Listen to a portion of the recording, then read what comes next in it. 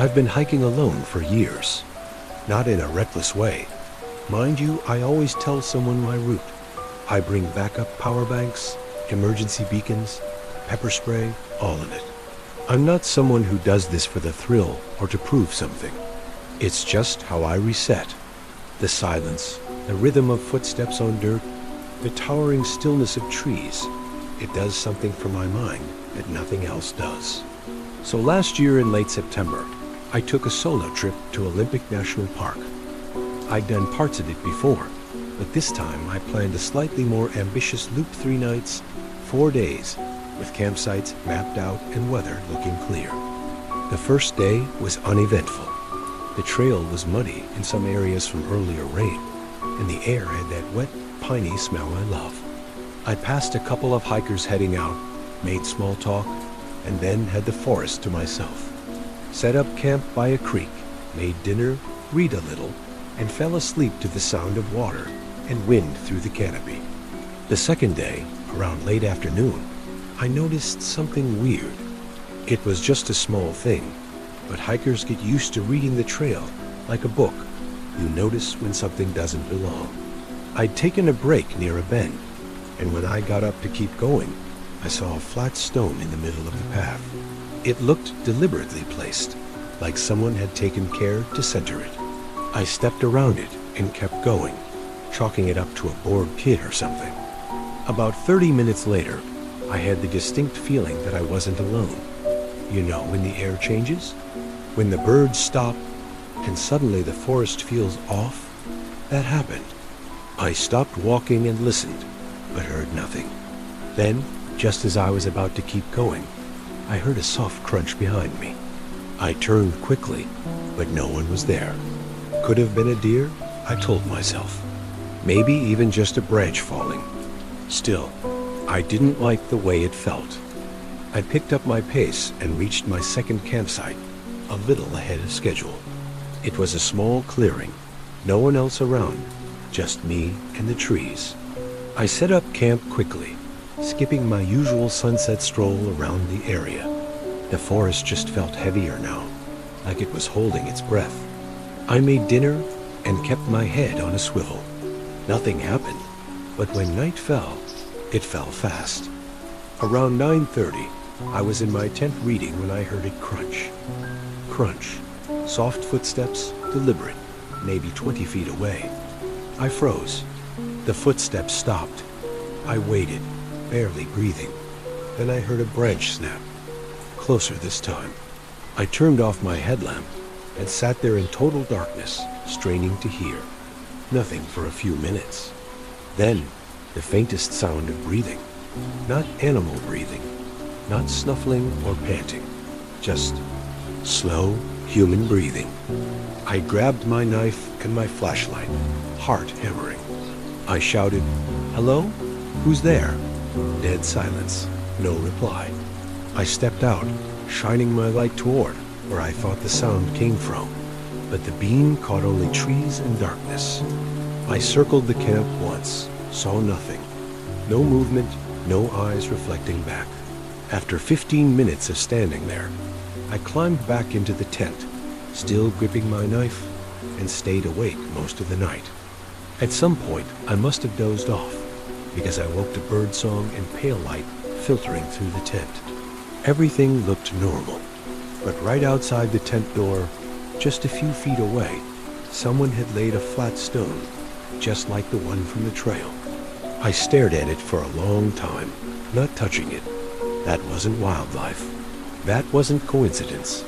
That was a message. I packed up fast. No breakfast, just stuffed everything into my pack and started hiking.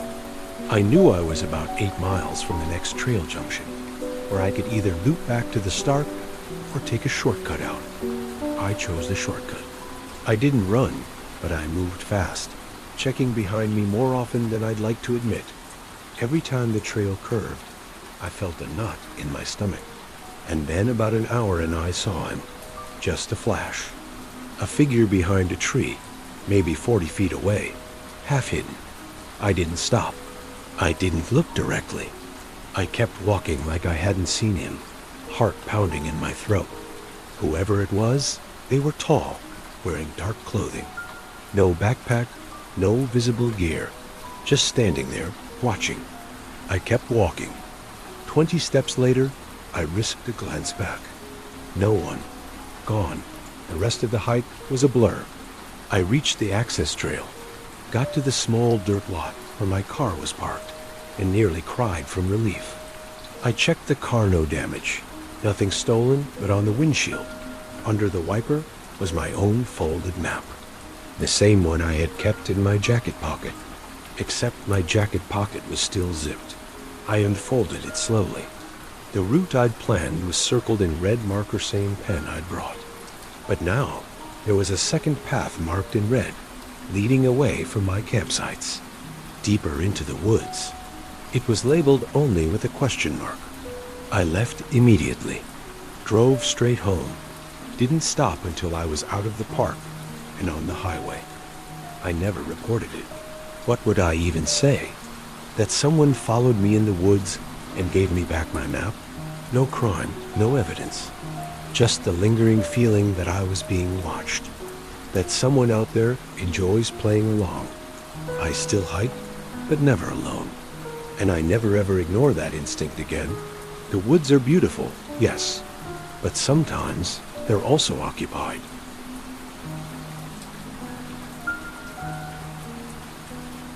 I've always had a thing for forgotten places. Places the world moved on from. I'm not talking about your polished, touristy ruins, but the real ones. Abandoned farmhouses where moss eats the roof. Old logging sites reclaimed by the forest. Even old, overgrown cemeteries no one visits anymore. I do amateur photography in my spare time, and there's something beautiful and haunting about those decaying structures left behind in the middle of nowhere. So about 2 years ago, in early October, I planned a solo trip out to the Blue Ridge area. Not the parts with cabins and Instagram trails, but deeper, where the park boundaries start to blur and you can walk for hours without seeing another human. I had a few waypoints I wanted to check out, like the remains of an old fire lookout tower, a collapsed mining outpost, and whatever else I might stumble across.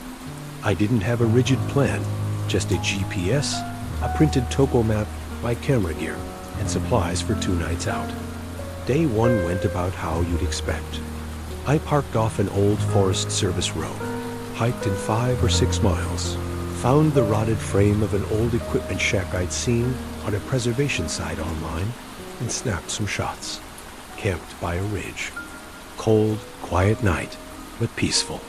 It was on the second day, around mid-afternoon, that I found the cabin.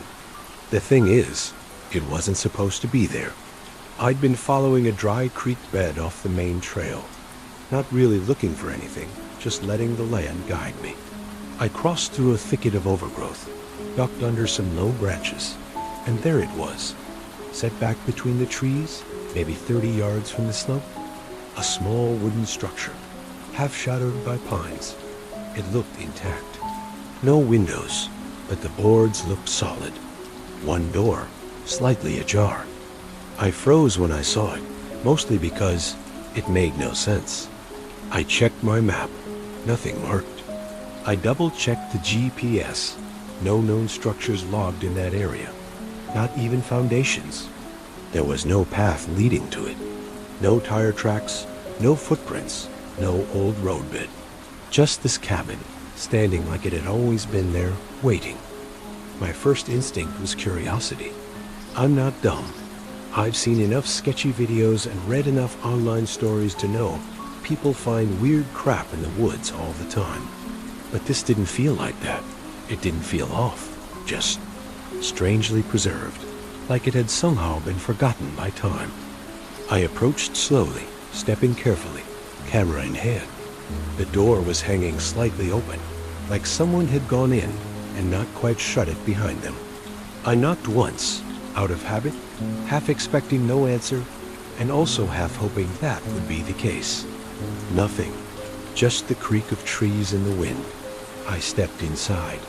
It was dark at first, colder than the outside air. The interior was bare.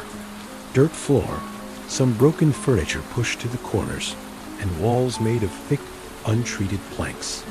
No signs of recent occupation. But here's the part that made my stomach flip. The inside of the door. Thick claw-like scratch marks, running from the bottom to the top. Not shallow either. Deep gouges, like someone or something had dragged metal against the wood in a frenzy. And they were only on the inside of the door. I stared at them for a long time. They weren't random. They were clustered in 3 vertical groups, almost like someone was trying to get out. I didn't take a photo.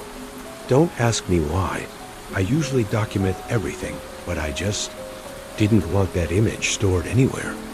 I backed out slowly and stood in front of the cabin for a while, unsure what to do. It was too remote for squatters. There was no trash, no sign of fire use, nothing modern. But something about those scratches had killed the excitement I'd felt just moments before. I decided to mark the spot on my GPS and keep moving.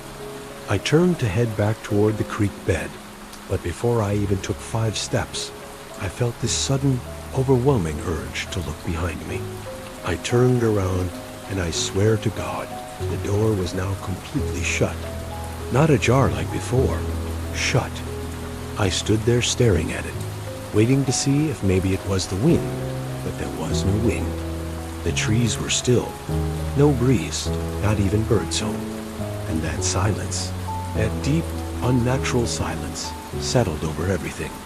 I remember feeling like I was in a vacuum, like the forest itself had stopped breathing. I didn't approach the cabin again. I just started walking. Quickly, I bushwhacked faster than I probably should have, cutting a different path back to the main trail.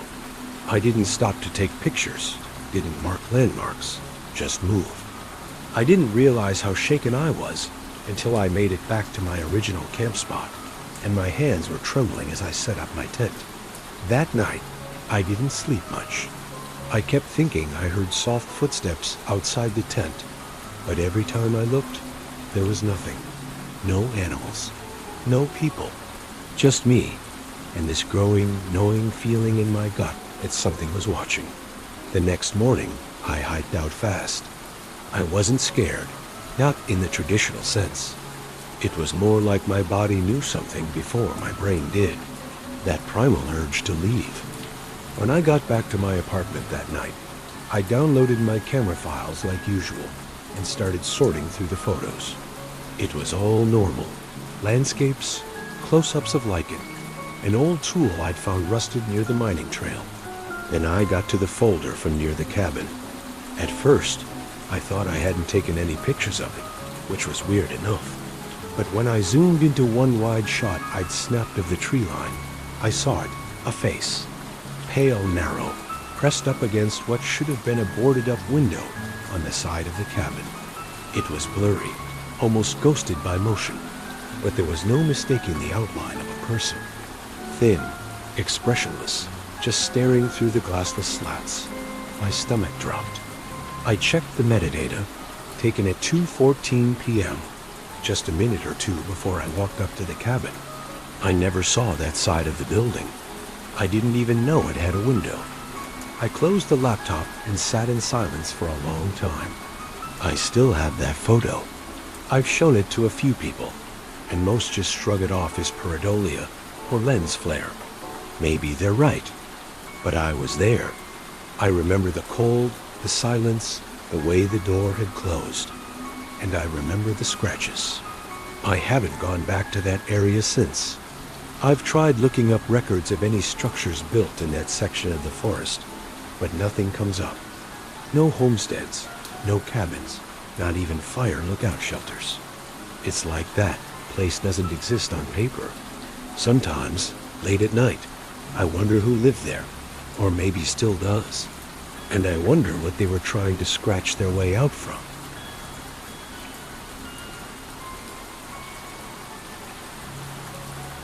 Back when I was 19, just a couple months out of high school, I decided to do something I'd always wanted to try.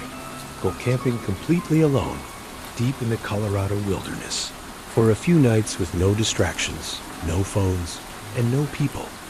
It wasn't as reckless as it might sound. I'd been in scouts for over a decade, gone on dozens of multi-day trips, knew how to navigate with a compass and topo map, and could identify nearly every animal print in the area I planned to camp. I knew the rules. Always let someone know your plan. Pack more food and water than you need, and leave nothing behind. My mom wasn't thrilled about it, but my older brother backed me up. He'd done a similar trip himself a few years earlier, and I wanted that same sense of accomplishment. So I picked a remote part of the San Juan Mountains where I knew the trails were sparse, and traffic was basically non-existent after Labor Day. I planned for 3 nights, brought my gear, emergency beacon, my journal, and a .22 pistol. My dad had taught me to shoot just in case. The first day was calm, almost meditative. The hike was about 6 miles in, and I set up camp near a glacial stream, the air clean and thin and smelling like pine needles. That night, I fell asleep listening to the soft rush of water and the occasional hoot of an owl, which always weirdly comforts me more than scares me. The next day, I hiked a smaller loop trail that veered off the main one, came back with a few decent photos, and was settling into that perfect rhythm solo camping gives you. The one where the silence doesn't feel empty, but full. But that night, things changed. It started at exactly 1:14 a.m. I remember, because I'd woken up needing to pee and had checked my watch. I stepped out of my tent into the cold, clear dark and walked a little ways from my campsite. Everything was silent. Not just quiet, silent. No wind, no crickets, no night birds. Then I heard it, 3 distinct knocks, loud, spaced out, wood on wood. I froze, eyes scanning the dark. The sound had come from the dense pines about 50 yards east of me, just beyond the stream. My brain scrambled for an explanation. A branch falling? A woodpecker? But this wasn't random. It was rhythmic, intentional. 3 knocks, then nothing. I held still for a long time, then backed slowly toward my tent, climbed in, and zipped it tight. I didn't sleep much after that. Every sound felt magnified. I kept telling myself it could have been anything. Maybe a deer stepping on something. Maybe the trees creaking. But the next night, again, 1:14 a.m., I woke up. I hadn't set an alarm or anything. I just opened my eyes, fully alert. Then, like clockwork, 3 knocks. Closer this time. Not directly outside the tent, but not far. Maybe 20 yards. My mouth went dry. I strained to listen. There was no follow-up, no rustling, no footsteps. Just that same heavy silence, broken only by those 3 knocks. I held my breath for what felt like an hour. Finally, I convinced myself it had to be some weird natural pattern. I'm in the middle of a forest. Weird stuff happens. But I couldn't shake this sense that the knocks were deliberate. Not animal, not random. Like someone knew I was there. The next morning, I looked around the area near the stream. No footprints, no markings, no broken branches or evidence of someone nearby. Just a chill in my bones and this constant feeling of being watched, even when I was making breakfast or refilling my water. The 3rd night, I debated hiking out early.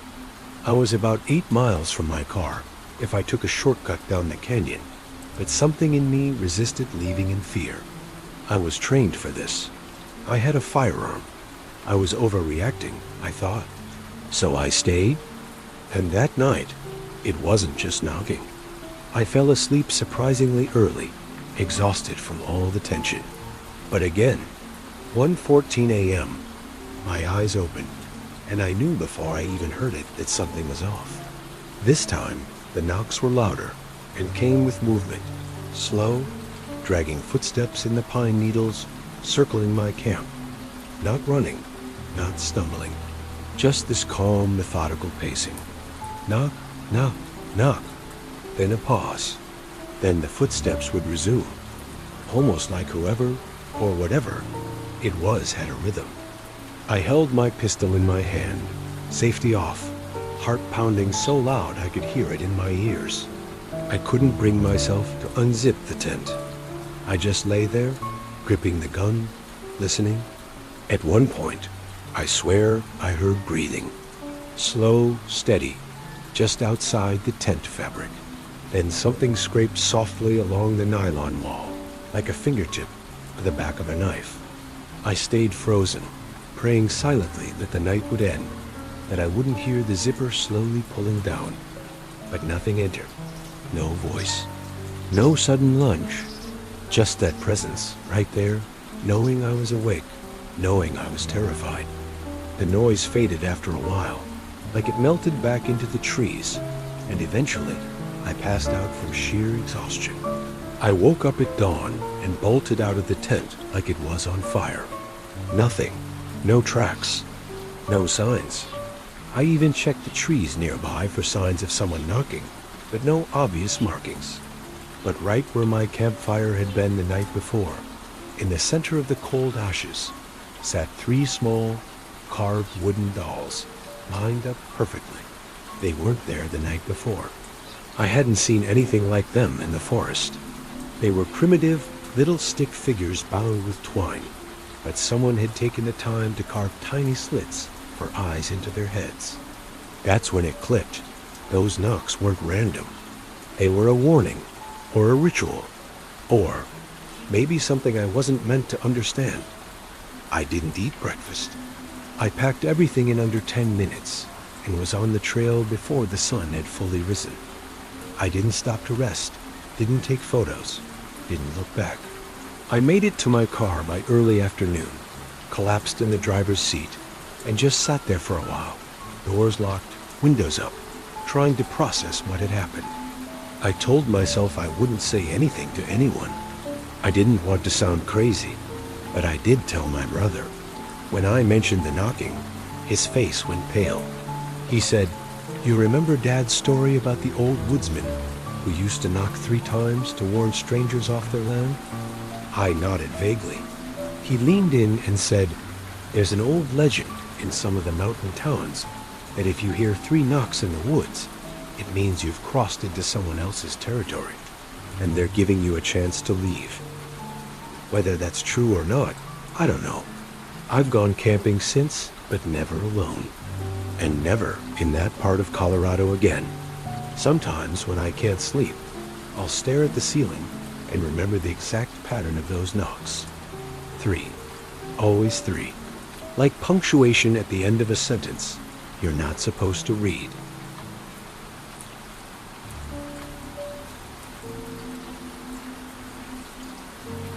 I've spent most of my adult life working in wildlife conservation, which means I've seen the kind of wild that makes city people lock their doors, and thank God for concrete.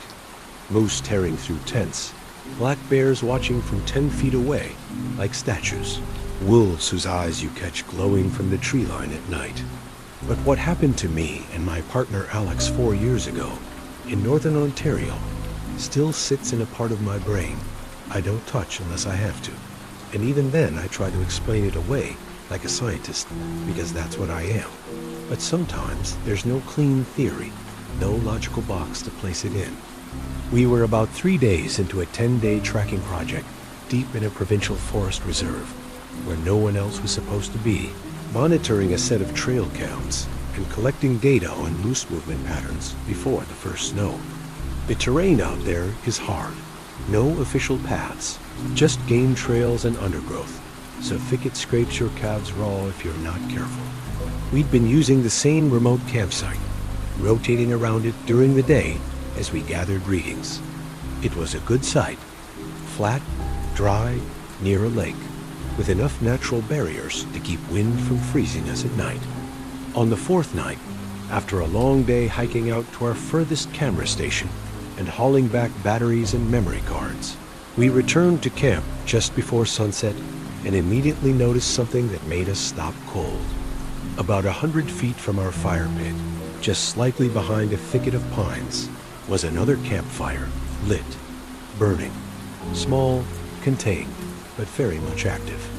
Neither of us spoke for a few seconds. We just stared at it, trying to process. It hadn't been there that morning. There was no smoke trail when we'd returned. No voices. No sound of anyone else arriving. And yet there it was, flames flickering quietly in the still dusk air. We slowly walked toward it, calling out, "Hello? Anyone here?" No answer, no movement. When we got close enough, we saw that the fire had been built carefully, classic teepee style, not sloppy. Around it were 3 flat stones positioned like seats, and behind one of the stones lay a heavy black coat. No bag, no tools, no tent, just a coat. It looked old, thick wool, kind of military looking. The label was completely faded. Still no sign of anyone. No footsteps around the fire besides ours. No boots sinking into the soft moss. The whole thing felt wrong. Like walking into a room you thought was empty, only to realize someone's been sitting silently in the corner the whole time. We waited a bit, then kicked snow into the fire to smother it, which felt weirdly intrusive, like interrupting something we didn't understand. We left the coat where it was, figuring someone might come back for it. Neither of us slept well that night. Every snap of a twig made my muscles tense. Alex kept getting up and circling the tent, scanning with his headlamp. The next morning, the fire was still out, and the coat was gone. No footsteps again. No signs anyone had ever come back. Just an empty patch of scorched earth, and a memory neither of us could shake. We decided to hike our gear out to a new site about 2 kilometers away, closer to the lake inlet. The weird thing was, we didn't really talk about why.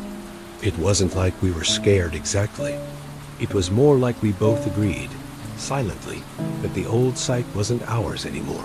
The new spot felt safer, more open. We spent the day installing fresh batteries in the cameras, cataloging what we pulled, and trying to focus on the work. That night, the sky was clear, and the stars were sharp enough to cut. We were sitting by our campfire, eating freeze-dried stew, and joking about how Moose always managed to look pissed off when we both suddenly stopped mid-sentence. Across the lake, maybe 150 or 200 meters away, another fire had appeared. We hadn't heard it start. No wind carried the scent of smoke until it was already burning. But there it was, a tiny orange flicker glowing on the opposite shoreline. It wasn't there 10 minutes earlier, and now it was. We stood up slowly. It wasn't a huge fire, not even as big as ours, but it was unmistakably intentional. We scanned with binoculars, trying to see figures, movement, anything, but nothing. No shadows, no gear, just that steady flame across the water, and the impossible silence around it. Not even a breeze, no frogs, no bugs, no loons. The forest just stopped. I'm used to the woods going quiet when something dangerous is near. A bear, a big cat. But this was different. This wasn't fear. It felt like the trees were listening. We stayed up late, trying to pretend it wasn't bothering us, but neither of us could stop glancing toward it. At one point around midnight, I looked through my binoculars again and swear I saw someone standing by the fire. A figure, tall, still, just standing there looking toward us. But when I handed the binoculars to Alex, they were gone. We packed up camp again the next morning. Didn't speak much. Just moved. Hiked another few kilometers and didn't stop until we reached a bluff that gave us a long, panoramic view of the lake and surrounding trees. No sign of fire.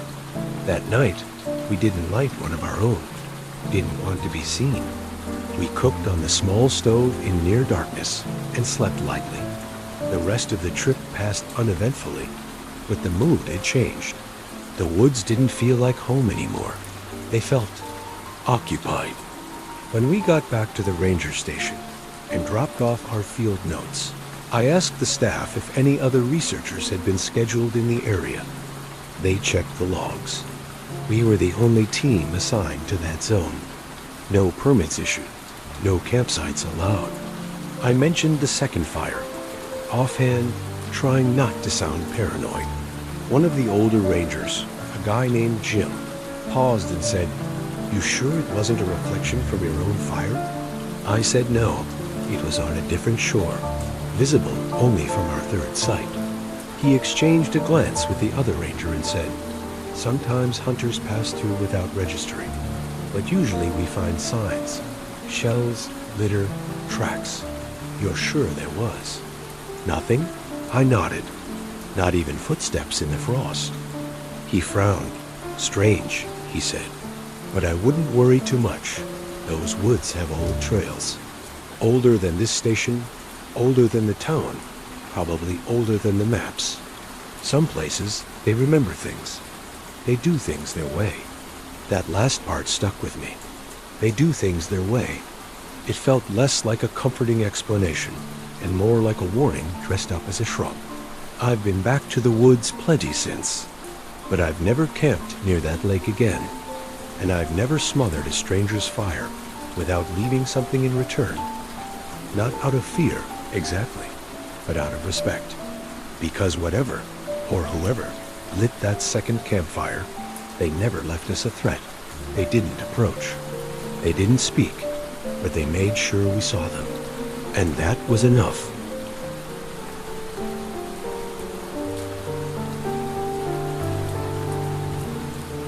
I've been hunting since I was a kid, mostly with my dad, and on my own when I got older. And I've always liked doing it solo, especially up north where the woods stretch for miles without anyone in sight. There's a clarity in that kind of quiet, where your heartbeat is the loudest thing and every snap twig makes your skin go tight.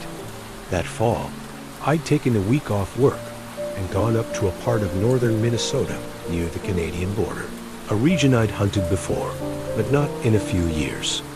The leaves were already starting to thin. Frost touched the mornings, and the entire forest had this brittle, beautiful stillness that felt untouched by anything modern. I'd hiked in about 6 miles from the gravel road, set up my small camo tent near a ridge overlooking a narrow stream where I'd spotted deer trails in the past, and spent the first 2 days mostly tracking, sitting in wait, taking it all in. I hadn't seen much activity, but that's hunting. You wait, sometimes for hours, sometimes for nothing. It was the third day, early morning, cold enough that my breath came out in a visible puff, and I was tucked behind a log near a small clearing, scanning the tree line with my scope when I saw her. A woman, sitting on a fallen log about 60 yards out, just off to my right. At first, I thought my eyes were playing tricks on me. She wasn't dressed for the woods. No blaze orange, no gear, no gun. Just a red flannel shirt, dark jeans, and long black hair hanging past her shoulders. She was sitting perfectly still, hands on her knees, staring off into the trees like she was waiting for something. I lowered my rifle and watched for a long moment. She didn't look lost or distressed, but she didn't look like she belonged out there either. No backpack, no water, no visible path she could have come from. I stood slowly and called out, "Hey, you okay?" She didn't respond, didn't even flinch, just sat there, still as stone. I called again, louder, nothing. So I started walking toward her cautiously, keeping my rifle down and my movements slow. The forest felt unusually quiet, like the sound had been sucked out of the air. When I got within about 30 feet, she finally turned her head toward me. Not her whole body, just her head, slow and smooth like it was on a hinge. She looked at me for a second, then smiled. Not a big grin or anything creepy, just a soft, closed-lipped smile, like someone recognizing a friend they hadn't seen in years. And then she said, calm as anything, "You shouldn't be here when the sun goes down?" That's all. No greeting, no explanation, just that one line. And before I could react, before I could say anything back, she stood up in this weird, fluid motion and stepped backward into the trees. Literally just disappeared into the brush, like she hadn't been there at all. I ran forward, pushed past the undergrowth where she'd gone, but there was nothing. No sign of her. No trail. No footprints in the soft moss and leaves. Just empty woods stretching in every direction. I stood there for a minute, listening, trying to catch any sound. Twigs breaking, leaves crunching, but there was nothing. That silence settled in again, thick and absolute. I walked back to my original spot slowly, heart pounding, trying to make sense of it. Maybe she was just messing with me? Maybe there was a hidden trail? But she hadn't looked like a prankster, and her face wasn't playful. It was serious, calm, almost knowing. I packed up early that day, hiked back to camp with my rifle in a tighter grip than usual, and didn't go out for the evening. I couldn't stop replaying what she said. You shouldn't be here when the sun goes down. Like a warning, or maybe advice. I didn't sleep well that night. Kept hearing small things moving around my tent, which happens in the woods, but every crunch of leaves felt deliberate. I left my boots on, and the rifle beside me. At one point I thought I heard whispering, so soft it might have been the wind, but it felt close. The next morning, the fire pit I'd built the day before was gone. Not just gone. The stones I'd stacked had been moved back into the brush in a perfect circle, like someone had picked them up one by one and relocated them with care. And where the fire pit had been was a folded red flannel shirt, laid out neatly like someone had placed it there as a gift or a message. I didn't touch it. I just stood there staring, stomach tight and buzzing. It looked exactly like the one the woman had been wearing. Same shade, same pattern. I checked all around the area, thinking maybe someone was screwing with me. Hikers, rangers, locals trying to scare off out-of-towners. But I found no tracks, no cigarette butts, no trash, nothing. Just that shirt, clean, freshly folded, sitting right in the middle of camp. I packed everything in 20 minutes flat. I didn't eat, didn't even boil coffee. I just shouldered my gear and hiked out with my rifle ready, eyes scanning the trees constantly. The woods felt different now, heavier somehow, like something old was awake and watching. I didn't see her again, and I didn't hear anything unusual on the hike out. But the entire way back, I felt like I was being shadowed, like someone was moving with me, always just out of view. When I finally made it back to my truck, I tossed my gear in the bed and peeled out without looking back. It wasn't until I got home and was unpacking that I noticed something that made my knees go weak. Inside my bag, carefully tucked between my rolled-up sleeping bag and a pair of spare socks, was a small strip of fabric, red flannel, torn at the edge. I have no idea how it got there. I never brought anything flannel on that trip. I burned it, stood in my backyard with shaking hands, and lit it up with a match. Watched it curl and blacken in the flames. I told myself it was just some weird, backwoods person playing games. Maybe she lived off-grid. Maybe she'd seen too many hikers, screw up the land, and was trying to scare me off. But then, why no gear? Why disappear without a sound? Why the folded shirt, the stone circle, the whispering? And how the hell did a piece of her shirt end up inside my sealed pack? I still hunt, but I don't go north anymore. Not into those woods. Not near that ridge. I never reported what I saw. What would I say? That a silent woman gave me a cryptic warning and vanished into the pines? People would laugh. Or worse, they'd believe me. But sometimes on cold autumn mornings, when the frost paints the trees and the air sharpen my lungs, I think about her, how calm she was, how still. And I remember her face when she said it. You shouldn't be here when the sun goes down. Like she wasn't trying to scare me. Like she was trying to help. Sometimes, being alone in the woods can bring peace, silence, and a sense of freedom, but it can also remind you just how small you really are out there. These stories aren't full of ghosts or monsters, but they show that real fear can come from things we don't understand, things that move quietly, things that watch from the trees. Maybe it's a warning, maybe it's curiosity, or maybe Some places just weren't meant for us. If you've ever had a strange experience in the woods, or know someone who has, drop it in the comments. And if you want more true, eerie stories like these, don't forget to subscribe. Stay safe out there